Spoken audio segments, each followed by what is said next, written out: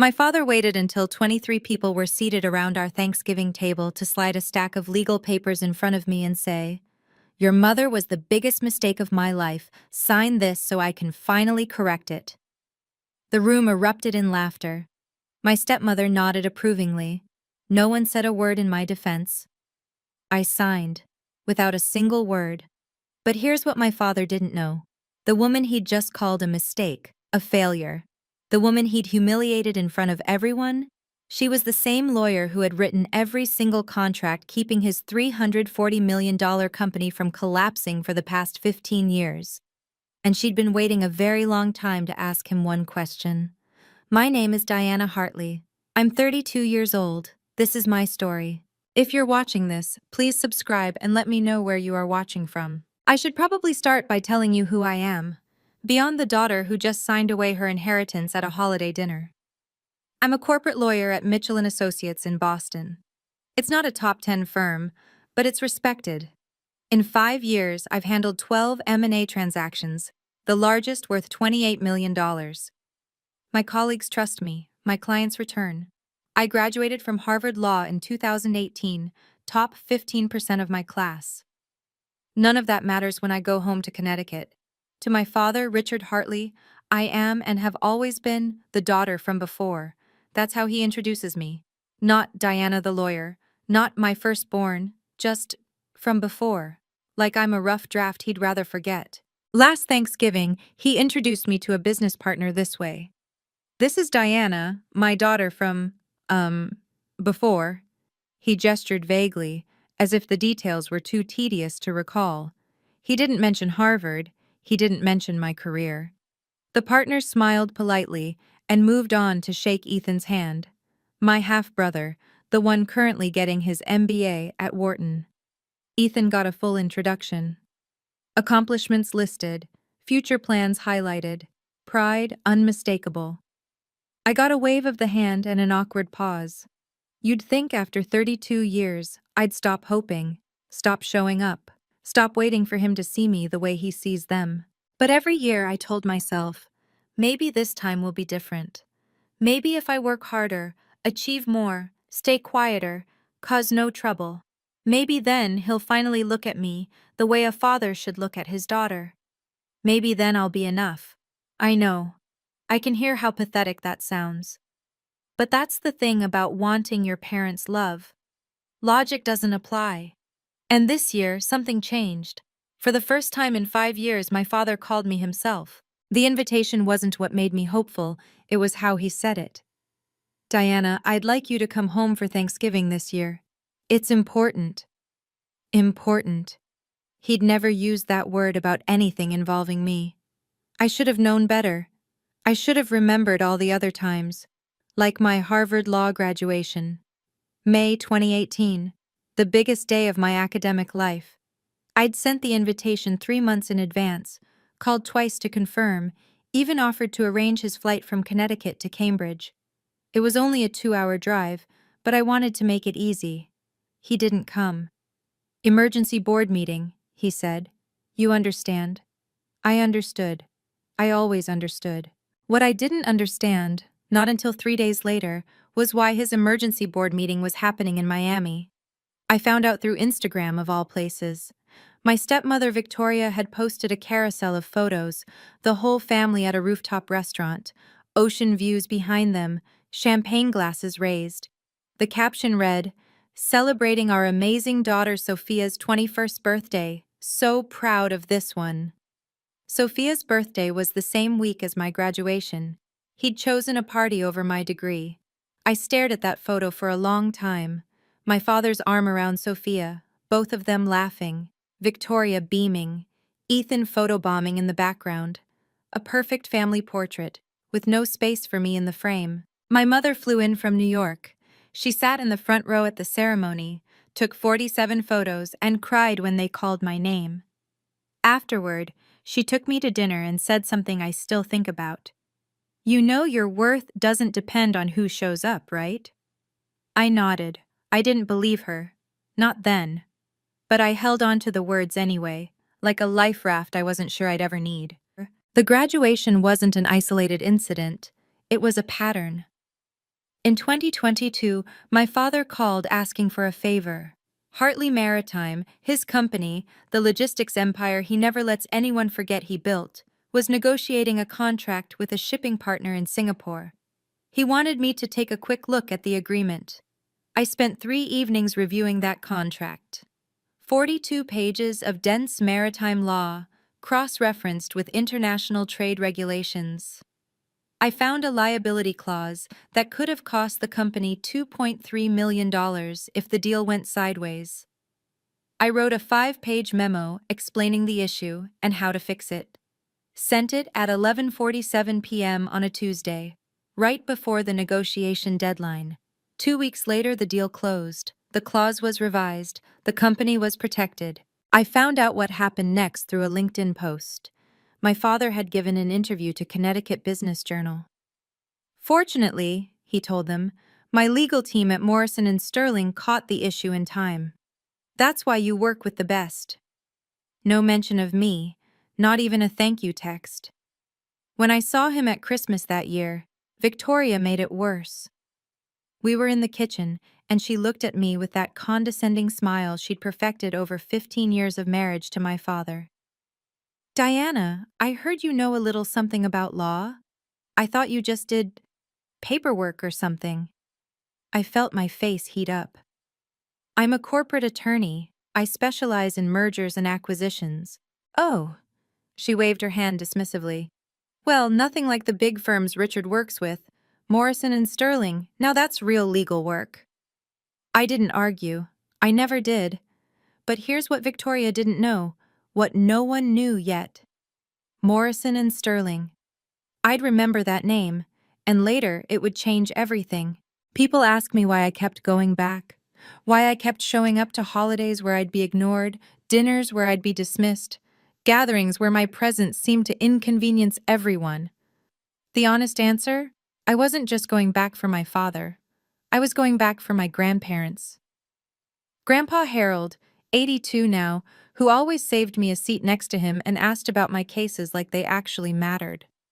Grandma Margaret, who slipped me extra pie and whispered, "You're doing just fine, sweetheart," when no one else was listening. I was going back for Ethan and Sophia, too.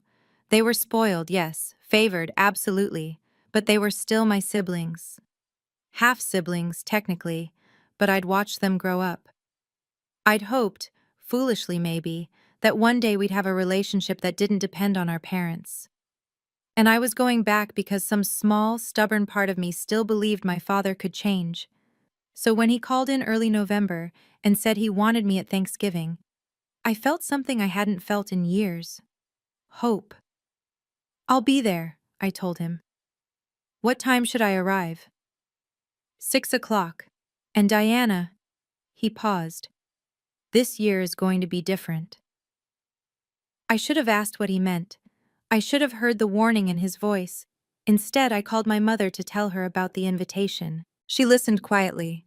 When I finished, she said, "Go if you want to, sweetheart. But remember, don't let anyone make you forget who you are." That night, I noticed something I hadn't thought about in years. On my mother's desk, there was a stack of files with a familiar logo. Morrison and Sterling LLP. "Mom, do you work on maritime stuff?" I asked. She smiled almost to herself. Something like that. I didn't think much of it, not then. The drive from Boston to Greenwich takes about 2 hours if traffic cooperates. That Thanksgiving, November 28th, 2024, traffic did cooperate, which meant I had 2 uninterrupted hours to convince myself that everything would be fine. I pulled up to the house at 5:47 p.m., 13 minutes early. The Hartley family estate sat on 2 acres of manicured Connecticut land, a 6,500 square foot colonial that my father had purchased in 2015 for $4.2 million. I know the exact figure because he mentioned it at least once per visit. To him, this house wasn't just a home, it was proof. Proof that he'd made it, that he mattered, that his name meant something. The driveway was already full. BMWs, a Mercedes, a Lexus SUV. I counted at least 8 cars, which meant the guest list had expanded beyond immediate family. When I walked through the front door, I understood why. The foyer was immaculate, fresh flowers, soft lighting, the scent of roasting turkey drifting from the kitchen. In the living room, I counted 23 people, aunts, uncles, cousins I saw once a year. Grandpa Harold waved at me from his armchair. Grandma Margaret blew me a kiss. But there were three faces I didn't recognize. Three men in expensive suits, standing near the fireplace with glasses of scotch, talking to my father with the easy familiarity of business partners. One of them, tall, silver-haired, mid-50s, turned to look at me.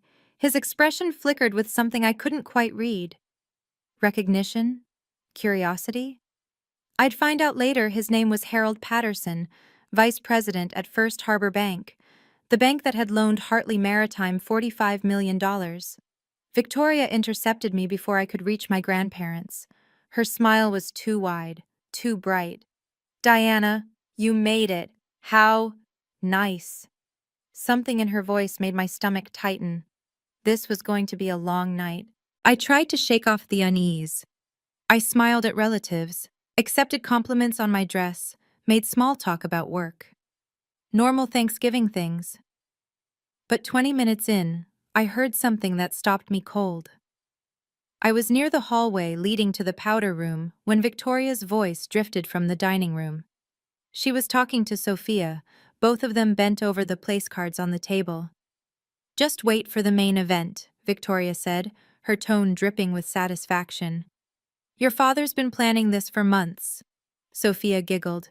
"Finally, she won't have any reason to come back after this." "Exactly. Clean break. Richard said it's the last loose end from that situation." Situation. That's what they called my mother's marriage to my father. That's what they called me. I pressed myself against the wall, heart hammering. They hadn't seen me. I forced myself to breathe. What were they planning? What main event? I slipped into the bathroom and locked the door. My hands were shaking as I pulled out my phone. I typed a message to my mother. "Something's wrong. They're planning something. I'll call you later." Her response came in seconds.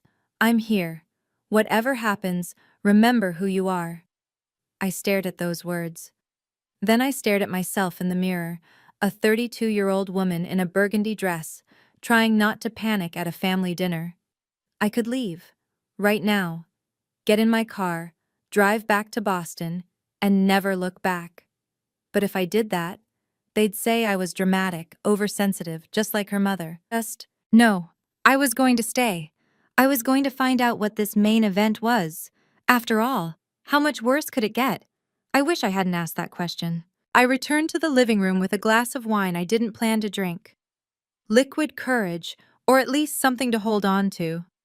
The table was set for 24. White linen, Wedgwood china, crystal glasses that caught the candlelight. Every detail curated to project success, taste, generational wealth. My father's favorite performance. I found my place card between Cousin Marcus, who sold insurance in Hartford and always smelled like cigars, and Aunt Patricia, who hadn't spoken to me since I accidentally spilled punch on her at my father's second wedding. Perfect placement. Far from the head of the table, where Richard sat flanked by Victoria and the three businessmen. As I took my seat, I scanned the room. Grandpa Harold caught my eye and gave me a small nod. Grandma Margaret smiled. Ethan was on his phone, uninterested. Sophia kept glancing at her mother with barely contained excitement. The business partners, Harold Patterson and two others I'd later learn, were James Morrison from a freight company and David Chen from an investment group, were deep in conversation with my father about shipping routes and quarterly projections. I looked at all of them and felt a familiar ache settle in my chest. If I made a scene tonight, I would lose this. All of it. The grandparents I loved, the chance to ever know my siblings as actual people, the fantasy that maybe, someday, this family could feel like home. But if I stayed silent, if I let them do whatever they were planning and just took it, I would lose something else, something harder to name. My mother's words echoed, "Don't let anyone make you forget who you are." The problem was I wasn't sure I remembered. Then my father stood up, and the room fell silent. "Before we eat," he announced, "I have something important to address." My father had a talent for commanding a room. He'd stand just so, shoulders back, chin lifted, one hand casually holding his scotch, and somehow make everyone else feel like they were auditioning for his approval. "First," he said, gesturing expansively, "I want to thank everyone for being here. Family is everything." Victoria smiled adoringly. Sophia nodded. The business partners raised their glasses. "I'd like to introduce our distinguished guests." He turned to the three men. "Harold Patterson, Vice President at First Harbor Bank, the institution that's helped Hartley Maritime expand into new markets." Harold inclined his head. "James Morrison, whose freight operation has been an invaluable partner, and David Chen, who's exploring some exciting investment opportunities with us." Each man received a handshake, a personal anecdote, a moment in the spotlight. Then my father began introducing family. "My beautiful wife Victoria, who also serves as CFO of Hartley Maritime. She keeps me honest." Laughter. "My son Ethan, currently pursuing his MBA at Wharton. We're grooming him for great things." Ethan gave a modest wave.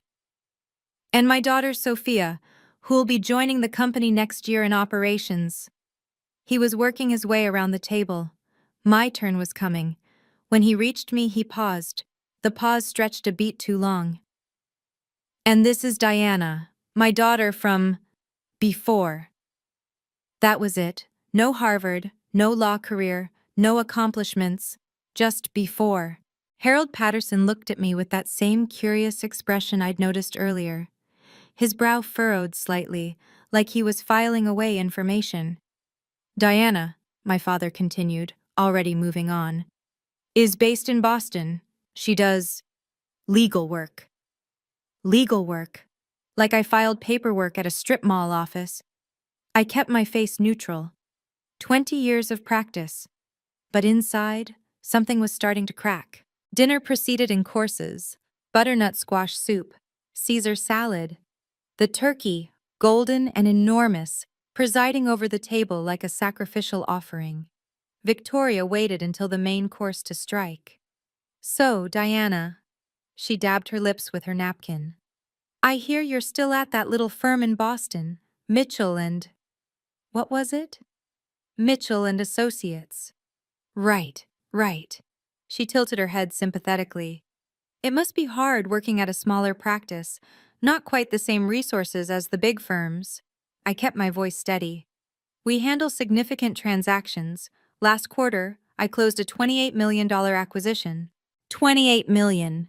Victoria's eyebrows rose, but her smile didn't reach her eyes. "That's sweet. Of course, Richard works with Morrison and Sterling, top 20 in the Northeast.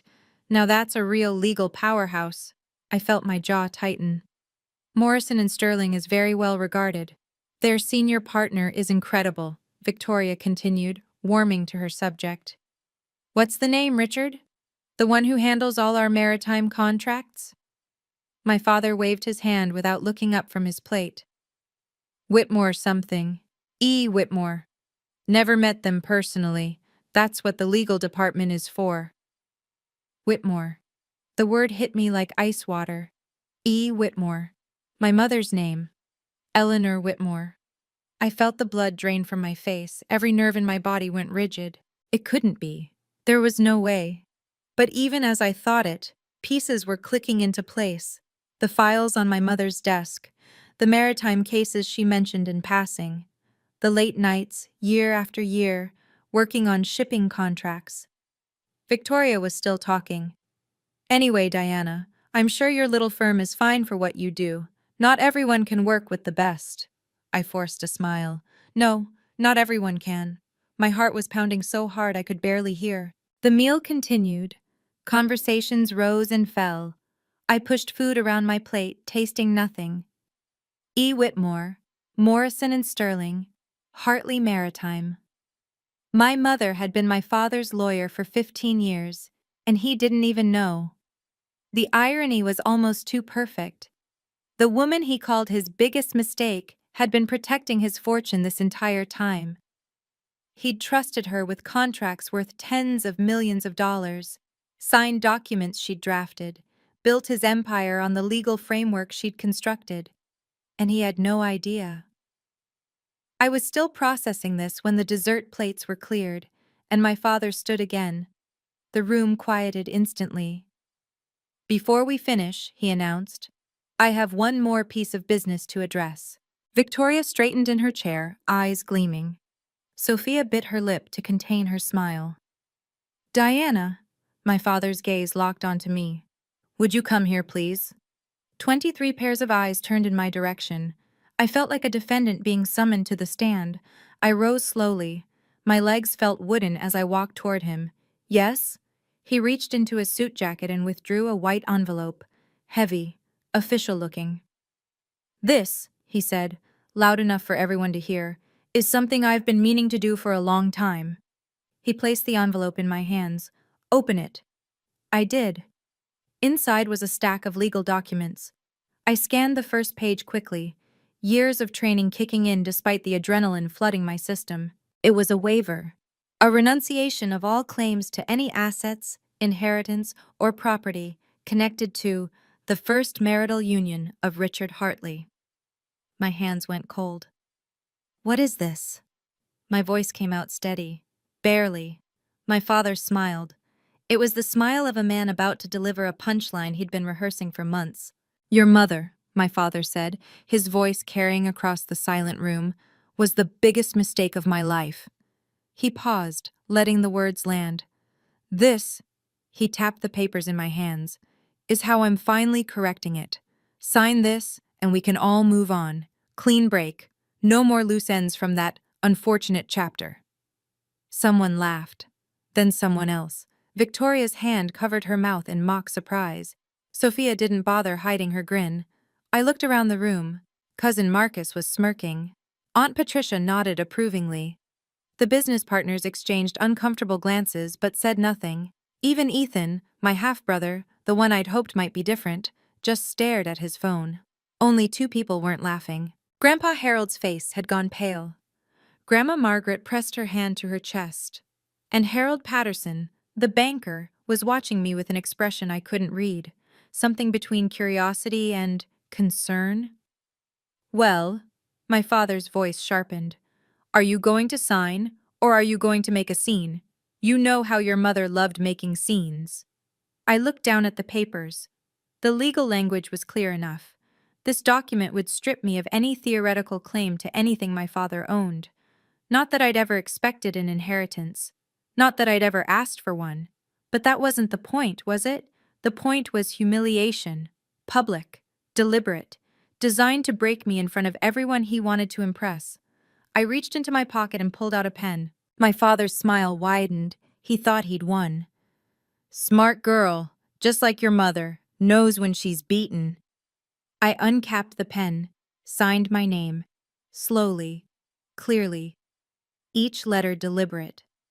Then I set the papers on the table. "There," I said quietly. "It's done." I didn't cry. I didn't scream. I didn't give him the satisfaction. But inside, something fundamental had shifted. The moment I set the pen down, Victoria pounced. "Well done, Diana." Her voice dripped with satisfaction. "Finally being reasonable. I always knew you'd come around eventually." Sophia clapped her hands once, twice. "This calls for champagne."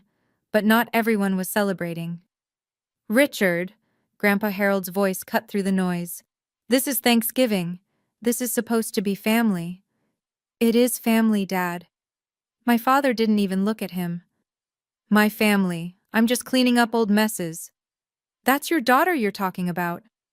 "That's the daughter of a woman who nearly ruined my life." Richard's jaw tightened. "Now it's done. Let's move on." Grandma Margaret reached across the table toward me, her eyes wet. "Diana, sweetheart." I managed a small nod. I couldn't speak. Not yet. And then I noticed Harold Patterson. The banker had pushed back his chair.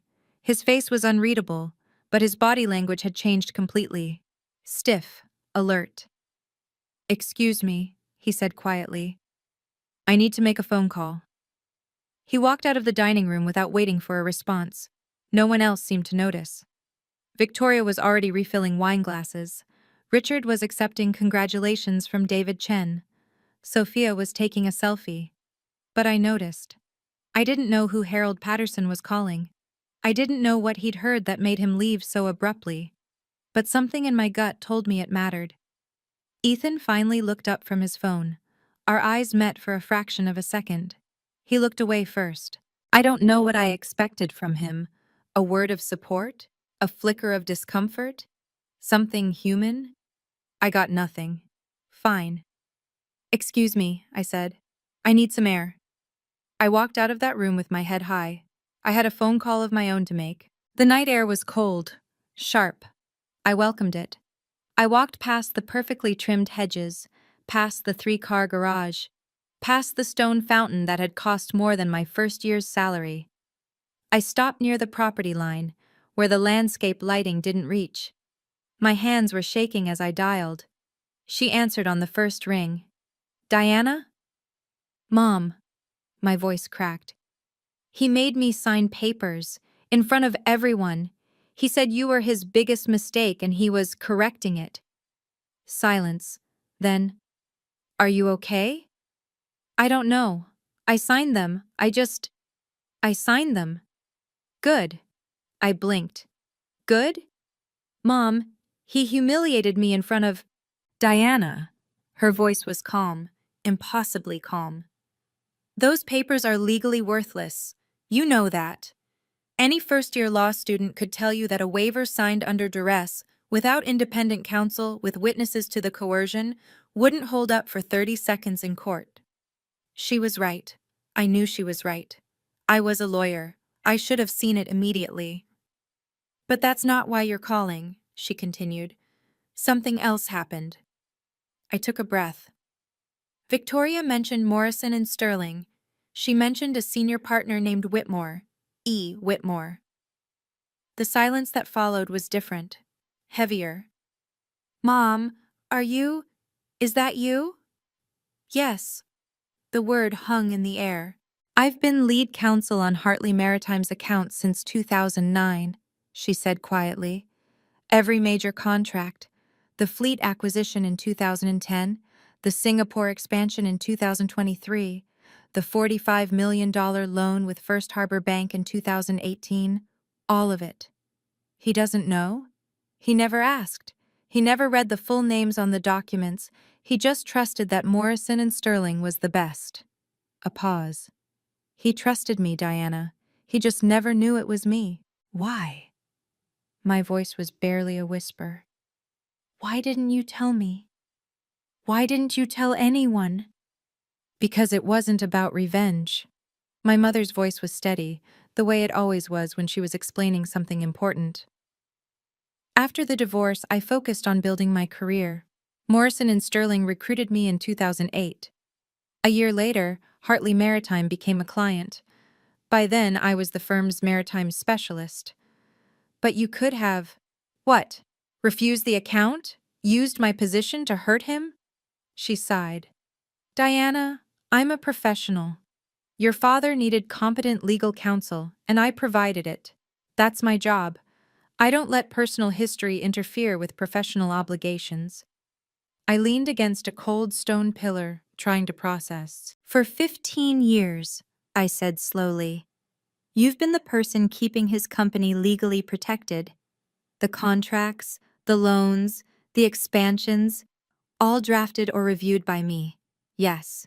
And he spent those same 15 years calling you a failure, telling everyone you were worthless, teaching me to be ashamed of you.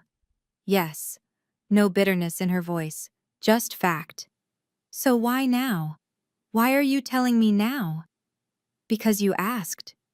Her voice softened. And because tonight, Richard crossed a line. He didn't just insult me. He humiliated you, my daughter, in public, in front of business partners and family. I heard her take a breath. I've waited 15 years to see if he would change. Tonight, he answered that question. And now, a pause. If you want me to stay out of it, I will. This is your choice. But if you want to show Richard exactly who he's been depending on all these years, I'm ready. The cold air stung my lungs. What do you mean, ready? I mean, I've kept very good records, Diana, very good records. If you're still watching, I want to hear from you. Maybe you've been in a situation like this, where someone in your own family made you feel like you were nothing. If that's you, drop a comment and tell me where you're watching from. I read every single one. And if you want to find out what happened when my father discovered the truth, hit subscribe and keep watching. Trust me, you don't want to miss this. I stood in the darkness for a long moment after I hung up. My mother's words echoed in my head. Very good records. I thought about what would happen if I walked back inside, retrieved my coat, and drove back to Boston. By tomorrow, this would become another story Richard told at cocktail parties, how his first wife's daughter had finally accepted her place, signed the papers, and disappeared like a good girl. He'd win. Again. I thought about the papers I'd signed. Worthless, legally. But symbolically, they meant everything to him. They were his final victory over my mother, over me, over the mistake he'd been trying to erase for 2 decades. And I thought about Harold Patterson walking out of that dining room with his phone in his hand. Something was happening that Richard didn't control. I took a breath of cold Connecticut air, then another. Then I walked back inside. Victoria spotted me immediately. Back so soon? I thought you'd run off to cry somewhere. No, I said evenly. I was making a phone call. To whom? Your mother? She laughed. What could she possibly do? More than you'd think. Victoria's smile faltered for just a second. My father was refilling his scotch at the sideboard. He looked up when I approached. Diana, I hope you're not going to make this awkward. What's done is done. I'm not making anything awkward. I kept my voice calm, professional. I just have a question. What? Your law firm, Morrison and Sterling, the senior partner who handles your maritime accounts. E. Whitmore. I paused. Do you know their full name? Richard's glass stopped halfway to his lips. What? E. Whitmore, the attorney who's protected your company for 15 years. Do you know who that is? The blood drained from my father's face. What are you talking about? I'm talking about your legal counsel. I kept my tone measured, factual, the way I would in a deposition. The partner at Morrison and Sterling who drafted your fleet acquisition contract in 2010, the loan agreement with First Harbor Bank in 2018, the Singapore expansion deal last year. That's firm business. I don't deal with the individual attorneys. No, you don't. You just sign what they send you. I tilted my head. E. Whitmore, Dad. Eleanor Whitmore. The glass of scotch trembled in his hand. That's not possible. It's very possible. Mom has been the senior partner on your account for 15 years. She's written every major contract that's kept Hartley Maritime solvent. Victoria's voice cut in, shrill. Richard, she's lying. She's obviously lying. That woman can't be. I'm not lying. I turned to face her. You can verify it yourself. Call the firm. Ask for E. Whitmore's full credentials. Or, I glanced toward the doorway where Harold Patterson had just reappeared. You could ask Mr. Patterson. I'm guessing he already knows. Every head in the room swiveled toward the banker. Harold Patterson stepped forward slowly. His expression was grim. Richard, we need to talk. Harold, this is a family matter. No. Patterson's voice was flat. It stopped being a family matter when you publicly defamed your company's lead counsel in front of me. He pulled out his phone, showing a text message. I just confirmed with Morrison and Sterling. Eleanor Whitmore has been your primary attorney for 15 years. She personally structured your loan with our bank. The room had gone dead silent. My father looked like a man watching his own execution. That can't, his voice cracked. She wouldn't. She did, I said. And you never even noticed. Victoria couldn't help herself. Even watching her husband's face turn gray, she couldn't resist. This is ridiculous. She stepped forward, positioning herself between Richard and me. Harold, you can't seriously believe this girl. Her mother was a nobody, a housewife Richard supported for years. She couldn't possibly be a senior partner at Morrison and Sterling. Harold Patterson's expression remained unchanged. Mrs. Hartley, Eleanor Whitmore is not a nobody. She's one of the most respected M&A attorneys in the Northeast. She has over 20 years of experience in corporate law and maritime regulations. Her firm bio lists her as the lead on over 40 major acquisitions, totaling more than $2 billion. Victoria's mouth opened, closed, opened again. But Richard told me. What Richard told you, I said quietly, was a story he wanted to believe, not the truth. Harold turned to my father. His voice was cold. Richard, do you understand what just happened here? You publicly defamed the attorney who structured your $45 million loan agreement with our bank. In front of me, in front of witnesses. Harold, I didn't know. You also pressured your own daughter, also an attorney, I've just learned, to sign legal documents under duress. Patterson shook his head. Do you remember the character clause in your loan agreement? Section 14.3? My father's face went from gray to white. The character clause states that any conduct by company leadership that materially damages the firm's reputation or legal standing triggers a covenant review. Patterson's voice was clipped. I'd say publicly calling your own legal counsel a mistake and a failure qualifies. James Morrison, the freight partner, quietly pushed back his chair. Richard, I think we need to postpone our discussion about the expansion contract. The dominoes were starting to fall, and we were just getting started. My father's composure shattered. Harold, wait! He grabbed the banker's arm. This was a family misunderstanding. It has nothing to do with the company. It has everything to do with the company. Patterson pulled his arm free. You just demonstrated, in front of 3 business partners, that you don't know who your own legal counsel is, that you make major decisions based on assumptions rather than facts, that you publicly attack the professionals who protect your interests. I can fix this. Can you? Patterson's eyebrows rose. Because from where I'm standing, you just revealed yourself as either incompetent or reckless. Neither is reassuring to someone who's extended you $45 million in credit. David Chen stepped forward. Richard, I think we should table the investment discussion until things settle. David, please. I'm sorry, Richard. Chen was already reaching for his coat. But this is a lot to process. Let's talk next quarter. James Morrison nodded. I'll have my team reach out about the expansion contract. We'll need to reassess the timeline. The 3 men were leaving, walking out of my father's showcase dinner, past his $4 million house, away from his carefully constructed image of success, and there was nothing he could do to stop them. Victoria turned on me, her face twisted with fury. This is your fault. You planned this. I didn't plan anything. I met her gaze steadily. I just answered a question. You ruined everything. No, Victoria. My voice was calm, eerily calm. Richard ruined everything. 15 years ago when he decided to treat my mother like garbage. Tonight when he decided to humiliate me for sport. I didn't ruin anything. I just turned on the lights. My father's phone started buzzing. The screen lit up with the caller ID, Morrison and Sterling LLP. He stared at it like it was a live grenade. Answer it, I said. My father's hand shook as he picked up the phone. He pressed the speaker button, probably without thinking, his mind too scrambled to remember there were still a dozen people in the room. Richard Hartley speaking. Good evening, Richard. My mother's voice filled the room. Calm, measured, professional.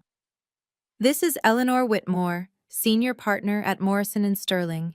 I'm calling regarding the Hartley Maritime account. The silence that followed was absolute. Even Victoria stopped breathing. Eleanor. My father's voice cracked on her name. How? I've been informed of an incident at your residence this evening, she continued, as if he hadn't spoken. Harold Patterson contacted our firm to report that you made several defamatory statements about your lead counsel, in public, in front of witnesses. That was a mistake. I didn't know. You didn't know that your legal representation for the past 15 years was handled by your ex-wife? A pause. That's precisely the problem, Richard. You didn't know, because you never asked. You never read the engagement letters. You never attended the annual account reviews. You signed whatever was put in front of you and assumed someone else had done the work. My father sank into a chair. The hand holding his phone was trembling. What do you want? I want nothing from you. This call is to inform you that Morrison and Sterling will be conducting an internal review of our relationship with Hartley Maritime. Given tonight's events, we have concerns about continuing to represent a client whose leadership publicly disparages our partners. Victoria lunged forward. You can't do that. We'll sue. Mrs. Hartley. My mother's voice turned to ice. I am an attorney. Please don't threaten me with lawsuits. It's embarrassing for both of us. Even I had to admire that one. My father was still holding the phone when I stepped forward. I have something to say. Every face turned toward me. My grandparents, my aunt and uncle, my cousins, my half-siblings, and my father, all of them watching. Dad, I used the word deliberately. I've been silent for 15 years. I accepted being called the daughter from before. I accepted being compared to Ethan and Sophia and found lacking. I accepted being ignored at graduation, dismissed at dinners, treated like an inconvenience you couldn't quite shake. My voice was steady. The years of courtroom training, of presentations to hostile boardrooms, of holding myself together when everything wanted to fall apart, all of it was paying off now. I accepted all of that because I thought maybe if I was good enough, quiet enough, successful enough, you would finally see me, finally love me the way you love them. I gestured toward Ethan and Sophia, who had the decency to look uncomfortable. But tonight, you showed me the truth. It was never about what I did or didn't do. It was about what I represent. A marriage you regret. A life you want to forget. A woman you couldn't control. I took a breath. So here's what happens now. That document I signed? It's legally worthless. Any judge would throw it out in 30 seconds. I signed it because I wanted to see how far you would go. My father's mouth opened. Nothing came out. You went all the way, I continued. So now I'm setting a boundary. I don't need your inheritance, I don't need your approval, and I don't need to keep showing up to be humiliated. I picked up my coat from the back of my chair. From now on, you'll have to find someone else to be your mistake. The aftermath was immediate. Grandpa Harold rose from his chair. He was 82 years old, and his knees gave him trouble, but he stood anyway. Diana. His voice was thick.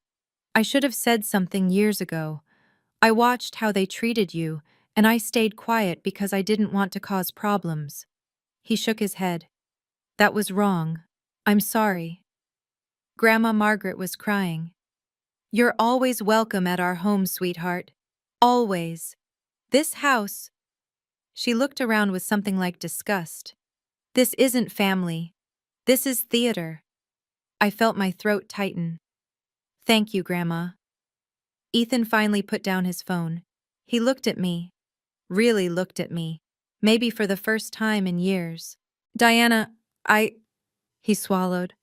I didn't know it was this bad. I just thought, I don't know what I thought. I'm sorry. It wasn't much, but it was something. Sophia hadn't moved. Her face was red, her eyes fixed on the floor. No apology from her. Not yet. Maybe not ever. And Victoria was staring at Richard with an expression I'd never seen before. Not anger, not embarrassment. Something worse. Realization.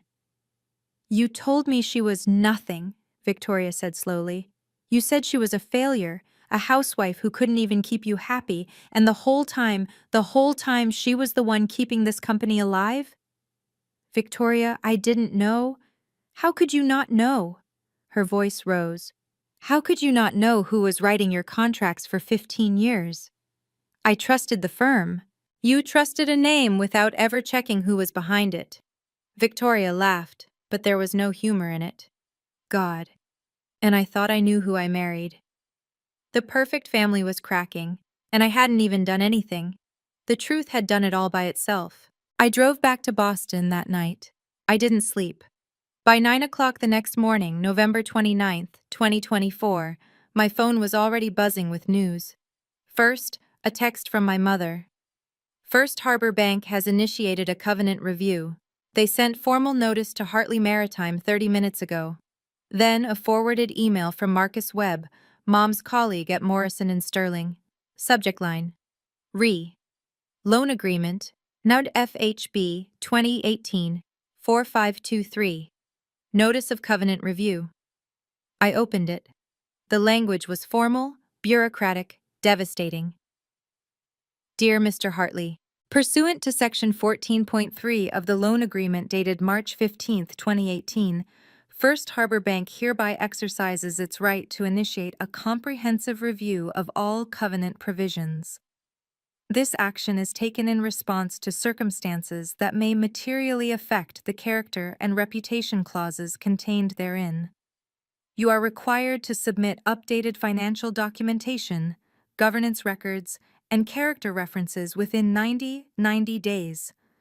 Failure to satisfy the bank's review requirements may result in acceleration of the loan or modification of terms. I read it twice, then a third time. Section 14.3, the character clause. Harold Patterson hadn't been bluffing. My phone buzzed again. This time it was a news alert. Connecticut Business Journal. Hartley Maritime faces legal shakeup amid leadership questions. The article was short, clearly rushed to publication, but the headline alone was damaging enough.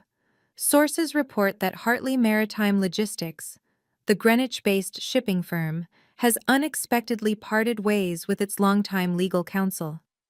Industry insiders suggest the change may be connected to internal governance concerns, though representatives for the company declined to comment.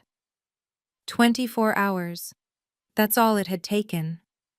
One Thanksgiving dinner, one public humiliation, one woman who'd been underestimated for 15 years. And now the dominoes were falling. December 2nd, 2024. 4 days after Thanksgiving. Morrison and Sterling sent their official notice of termination.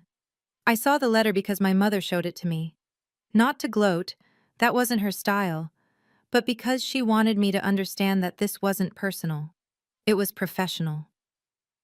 Dear Mr. Hartley, after careful consideration by our partnership committee, Morrison and Sterling LLP has determined that we must terminate our representation of Hartley Maritime Logistics, effective immediately.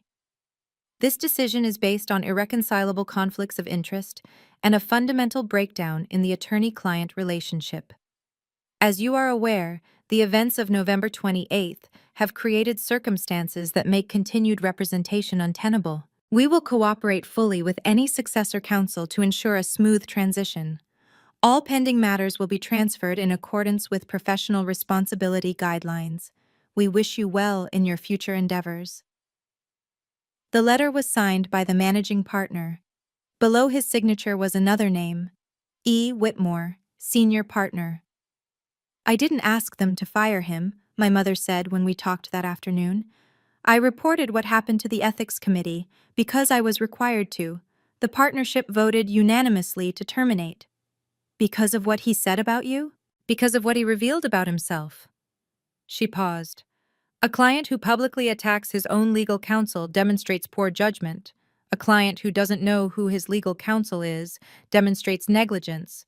The firm decided the reputational risk wasn't worth 40 years of billings. I thought about that.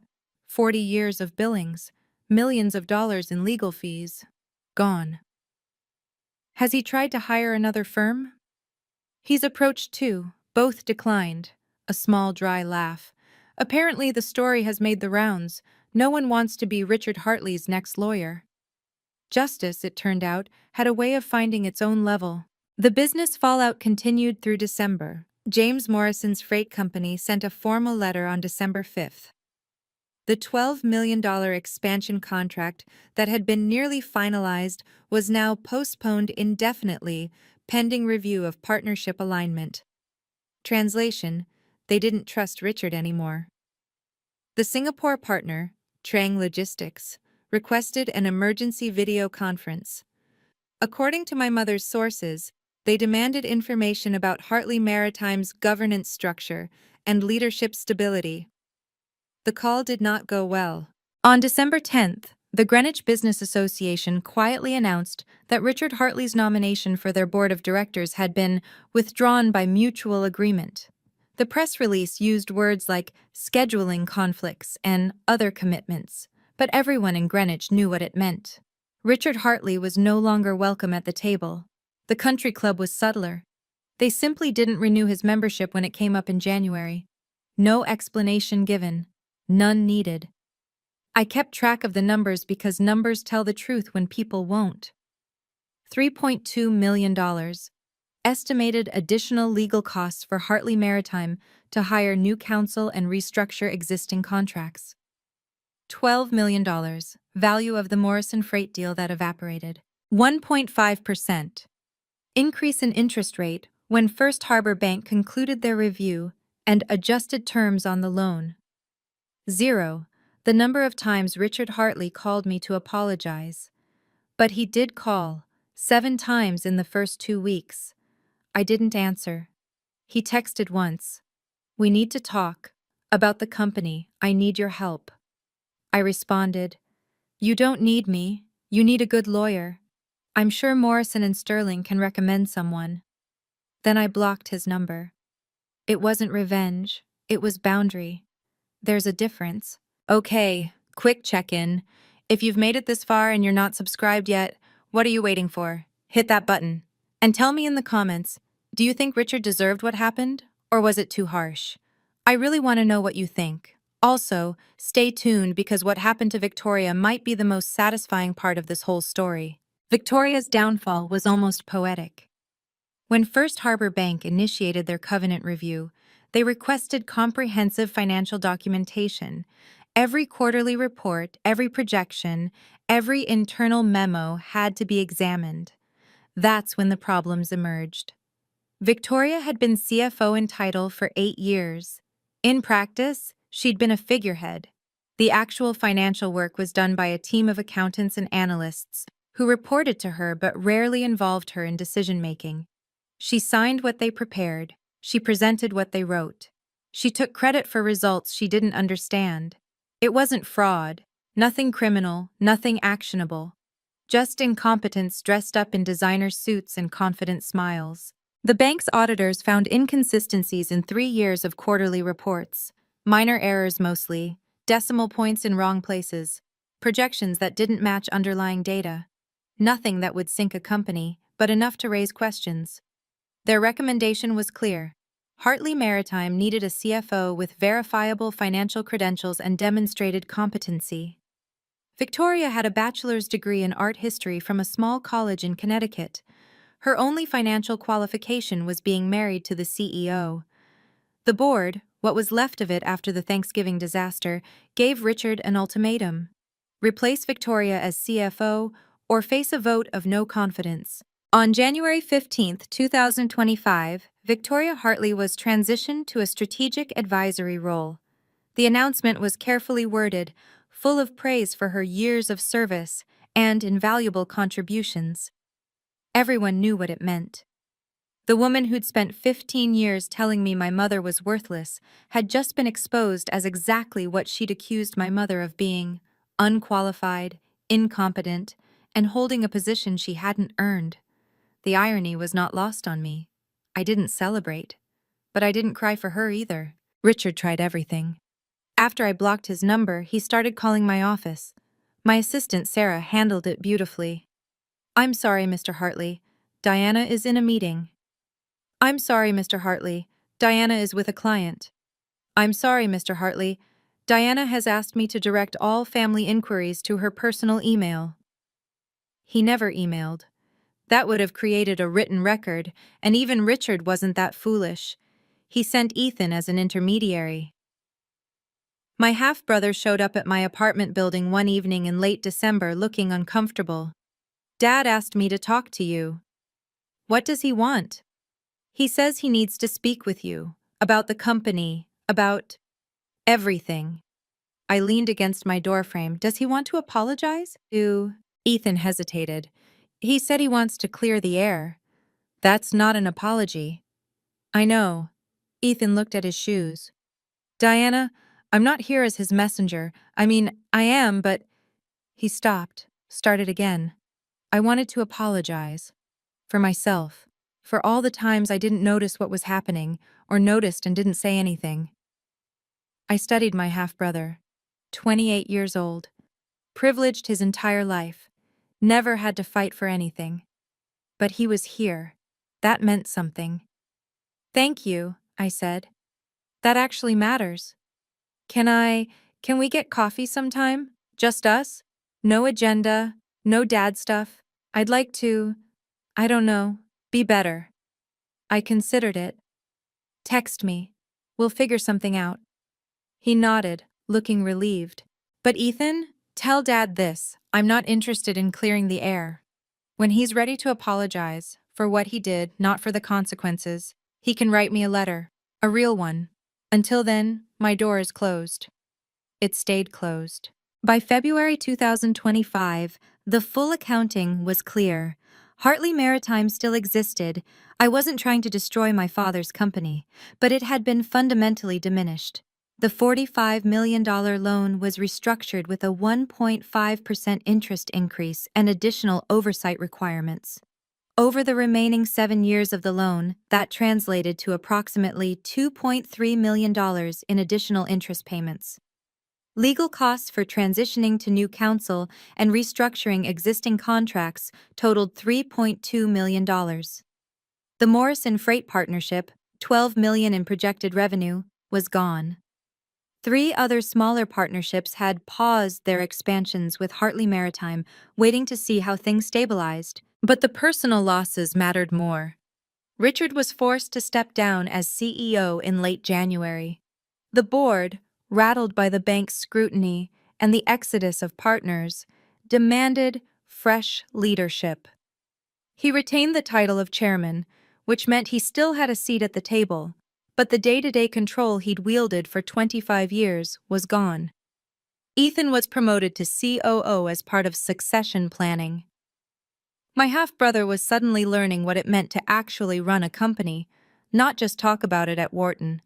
And my grandparents, the only part of that family I truly cared about, made their position clear. Grandpa Harold called me 2 weeks after Thanksgiving. I talked to my attorney, he said. I'm revising my will. Your father's portion is being converted into an educational trust for you, Ethan, and Sophia. He'll have no control over how it's distributed. Grandpa, you don't have to… I want to, he interrupted.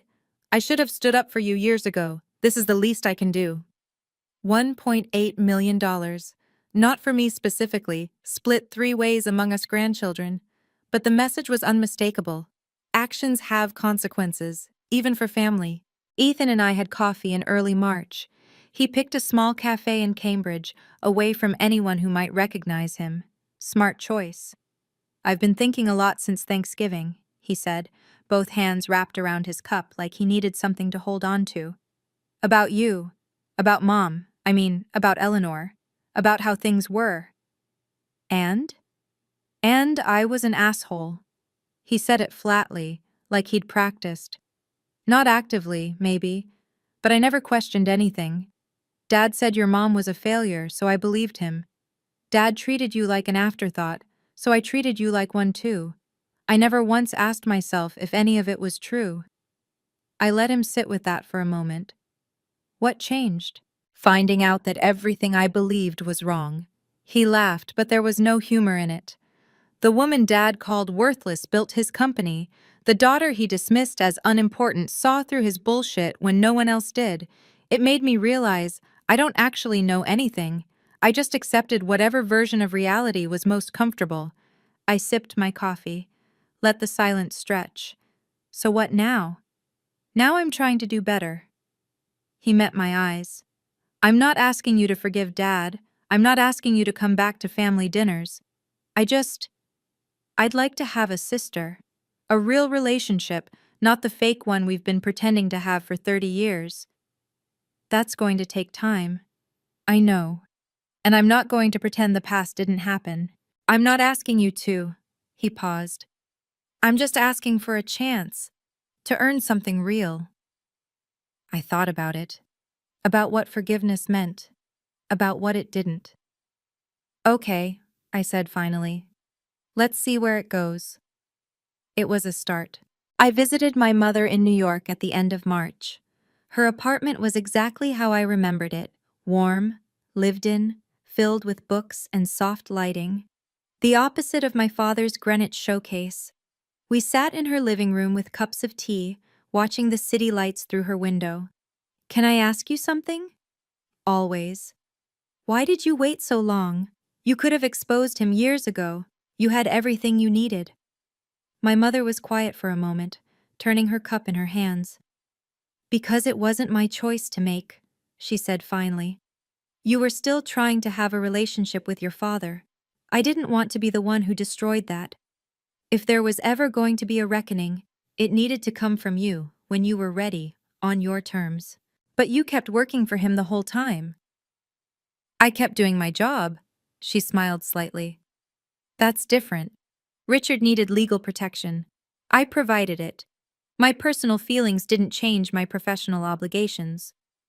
Weren't you angry? For a long time, yes. She set down her cup. I spent years being angry. Then I realized anger is just handing someone else control of your life, so I stopped. I focused on my career, on raising you, on becoming good at what I do. That was my revenge, if you want to call it that. Living well. And Thanksgiving? Thanksgiving was Richard's choice. Her voice hardened slightly. He decided to attack you in public, to use me as a weapon against my own daughter. That crossed a line I'd been careful never to cross myself. So you were ready. I was always ready. She reached over and squeezed my hand. I was just waiting for you to be ready too. In February 2025, I was promoted to senior associate at Mitchell & Associates. It wasn't because of what happened with my father. My bosses didn't even know the details. It was because I'd earned it. 5 years of solid work, 12 successful transactions, clients who returned and referred others. My first major case in the new role was a $28 million acquisition for a biotech firm. Months of due diligence, negotiation, drafting, the kind of complex, high-stakes work I'd been training for my entire career. We closed the deal on April 15th. The client sent flowers to my office. Marcus Webb, my mother's colleague at Morrison and Sterling, started sending referrals my way. Small matters at first, things too minor for a top 20 firm, but perfect for someone building a reputation. Each one was a vote of confidence. I also started pro bono work with a nonprofit that helped women rebuild careers after divorce. Once a month, I gave workshops on financial literacy and legal rights, basic stuff, understanding contracts, protecting assets, knowing when to call a lawyer. My mother came to one of the sessions. Afterward, she said, "You're good at this." At what? At helping people see their own value. She smiled. Wonder where you learned that? I knew the answer, of course. I'd learned it from her. From watching her build a life out of wreckage, refuse to be defined by someone else's narrative, show up every day and do the work. I'd also learned it from myself, from 15 years of being told I wasn't enough and finally deciding to stop believing it. My father taught me what not to be. My mother taught me what was possible. The rest, the hardest part, I had to figure out on my own. But I had. Finally, I had. As of this recording, my father is still alive, still wealthy, relatively speaking, still living in the Greenwich house with Victoria. But he's not the same man he was a year ago. Hartley Maritime continues to operate, though it's no longer considered a leader in the regional logistics market. The new CEO, an outsider hired by the board, has stabilized things, but growth has stalled. Industry publications describe the company as in transition. Richard attends board meetings as chairman, but those who've seen him say he's diminished, quieter, less certain. The confidence that once filled every room he entered has faded into something more cautious. Victoria stayed with him. I don't know if that's loyalty, convenience, or the simple calculation that divorce would be more expensive than endurance. They're not a happy couple. According to Ethan, they barely speak. He never sent me that letter. The apology I asked for, not for consequences but for actions, never came. Maybe he doesn't believe he did anything wrong. Maybe he can't admit it, even to himself. I've made peace with that. I used to think I needed his acknowledgement to move forward, that some part of me would always be frozen in that moment at Thanksgiving, waiting for the validation he'd never give. But I was wrong. Validation doesn't come from people who can't see you. It comes from yourself, from knowing what you're worth even when others don't, from building a life that reflects your values, not their limitations.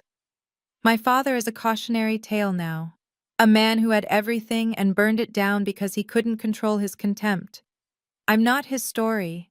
I never was. I'm my own. And that's enough. That's always been enough. I just had to learn to believe it. If you've stayed with me this far, I want to tell you something. Not as a lawyer, not as someone who got a dramatic Thanksgiving victory. Just as a person who spent 30 years trying to earn love from someone who wasn't capable of giving it. If you're in a family where you're constantly overlooked, dismissed, or made to feel like a burden, that's not your fault. It was never your fault. Some people can't love the way they should, and their failure doesn't reflect your worth. You don't have to prove yourself to people who've already decided you're not enough. That's not a battle you can win, because they're not judging you on reality. They're projecting their own limitations. Setting boundaries isn't betrayal. It's self-preservation. It's saying, I deserve better than this, and I'm no longer willing to accept less. That's not cruelty. That's respect. For yourself. And silence can be powerful, but only when you choose it. There's a difference between staying quiet because you're afraid and staying quiet because you're waiting for the right moment. I was silent for 15 years, and when I finally spoke, it mattered. But if I'd stayed silent forever, that would have been surrender. My mother taught me that living well is the best response to people who want you to fail. Not revenge. Revenge keeps you tied to them. But success, peace, a life built on your own terms, that's freedom. I don't hate my father. I don't wish him harm. I just don't need him anymore. And if you're watching this, wondering if you'll ever get to that place, where the people who hurt you no longer have power over how you feel, I promise you it's possible. It takes time, it takes work, but it's possible. You are enough, you always were. This year, Thanksgiving will be different. I'm going to New York to spend the holiday with my mother. We're going to cook together, her famous stuffing, my mediocre pie, and drink too much wine and watch terrible movies on her couch. No 24-person table, no business partners to impress, no papers to sign, just family. The family I chose. I've rebuilt my relationship with Ethan. It's not perfect, but it's real. We text. We grab dinner when he's in Boston. He's learning how to be a brother, and I'm learning how to let him try. Sophia still hasn't reached out. Maybe she will someday. Maybe she won't. I've stopped waiting. My grandparents call me every week. Grandma Margaret sends care packages with cookies I don't need but always eat. Grandpa Harold asks about my cases like they're the most interesting things in the world. And my mother is exactly who she's always been. Brilliant, steady, mine. My father said she was his biggest mistake. He was right about one thing. She was a turning point in his life, just not the way he meant. She turned into the woman who built his empire. I turned into the daughter who walked away from it, and neither of us looked back. Thank you so much for watching until the end. If this story meant something to you, I'd love to hear about it in the comments. Share your own experience if you feel comfortable. Sometimes knowing you're not alone is the most powerful thing. Don't forget to subscribe if you haven't already, and check the description for more stories like this one. I'll see you in the next video. Take care of yourselves, you're worth it.